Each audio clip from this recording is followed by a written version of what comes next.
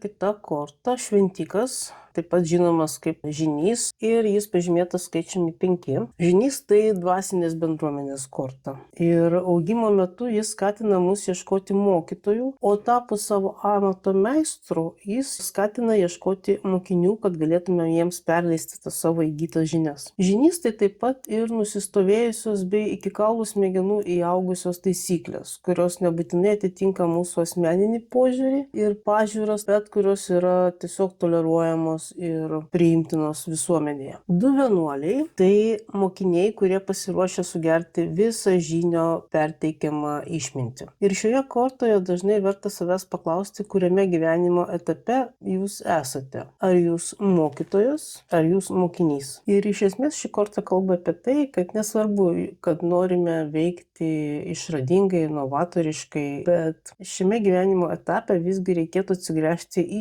išbandytus ir tradicinius metodus, nes dabar būtent šiuo laikotarpiu jie duos daugiau naudos negu nauji išradimai.